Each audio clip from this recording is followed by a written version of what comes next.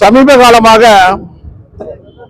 திராவிட முன்னேற்ற கழகத்தினுடைய தலைவர்கள், அமைச்சர்கள் இந்து மதத்தையும் இந்து மதத்தை வழிபாட்டு முறையை கொச்சைப்படுத்தி பேசிட்டு வராங்க. சில நாட்களுக்கு முன்னால திமுக துணை பொதுச் செயலாளர், நீலகிரி பாராளுமன்ற உறுப்பினர் ராஜா அவர்கள் திமுக இருக்கிறவங்களை பொட்டு வைக்க கூடாது, காவி வெட்டி கட்டக்கூடாதுங்கிற மாதிரி பேசினார். அதுக்கு திமுக தலைவர் எந்த எதிர்ப்பு தெரிவிக்கல.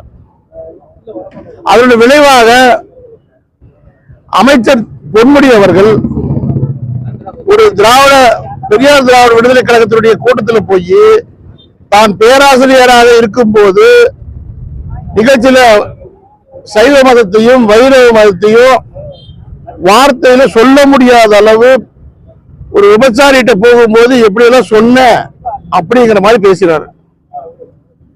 ஒரு சைவத்தையும் வைணவத்தை இழிவுபடுத்தி பேசுறதுக்கு ஒரு அமைச்சருக்கு எப்படி துணிச்சல் பாருங்க. அரசியலமைப்புல அவங்க பதவி பிரமாணம் எடுக்கும் போது இந்தியாவுடைய பாரதத்துடைய இறையாண்மை காப்பாற்றுவேன்னு சொல்லி உறுதிமொழி எடுத்திருக்கிறாரு. ஆனா ஒரு மதத்தை இழிவுபடுத்தி பேசலாமா? அப்படி பேசினவருக்கு அமைச்சர் பதவி தகுதி இருக்குதா அப்படிங்கிற நம்முடைய கேள்வி. உடனடியாக நாடு முழுவதும் கொந்தளிப்பு வந்த உடனே அவங்க என்ன பண்ணிட்டாங்க, உடனே அந்த கட்சியினுடைய துணை பொதுச் செயலர் பொறுப்பை எடுத்துட்டாங்க. கட்சியில எடுத்துக்கலாம், சேர்த்துக்கலாம், அது அவங்க விருப்பம். ஆனா அமைச்சரா இருக்கிறதுக்கு அவர் தகுதி கிடையாது இல்ல. அப்ப அவர் என்ன சொன்னாங்க, உடனடியாக நான் மன்னிப்பு கேட்டுக்கிறேன் அப்படின்னாங்க. அப்போ இந்த மற்ற மதத்தை விமர்சனம் பண்ணாலோ அல்ல யாராவது பேசிட்டு மன்னிப்பு கேட்ட விட்டுருவாங்களா? எத்தனை இடத்துல புகார் கொடுத்திருக்கிறோம். பெண்கள் சார்பா நிறைய இடங்கள்ல இழிவுபடுத்தி பேசினாரு, புகார் கொடுத்திருக்கிறோம். ஒரு புகார் மேல எஃப்ஐஆர் போடலையே. அப்ப யாரு வேணா என்ன வேணா பேசலாமா? சாதாரணமா சமூக வலைத்தளத்தில் தெரியாம போட்டா கூட உடனே இரவா கைது செய்த காவல்துறை இவர் மேல கைது செய்யல, அல்ல வழக்கு போடல. அதனால இந்த பொன்முடி மீது சட்ட ரீதியான நடவடிக்கை எடுக்கணும்.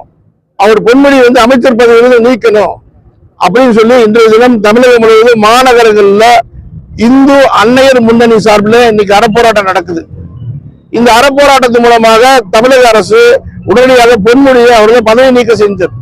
அவர் மேலே வழக்கு பதிவு செய்து கைது செய்யணும். பெண்களை இழிவுபடுத்திருப்போ இந்த மாதர் சங்கங்களும் அரசியல் கட்சி வேடிக்கை பார்க்கிறாங்க. எங்கேயோ இடத்துல உத்தரப்பிரதேசம் நடக்கிற பிரச்சனை கொண்டாந்து இங்க ஊர்வலம் போறாங்க, மெழுகுவர்த்தி எடுத்து போறாங்க. தமிழ்நாட்டில் இப்படி இளைய சமுதாயத்தை, பெண்கள் சமுதாயத்தை, இந்து மதத்தை இழிவுபடுத்துற அமைச்சருக்கு யாரும் போராட்டம் நடத்த தயாரா இல்லை. அதனால இன்னைக்கு இந்து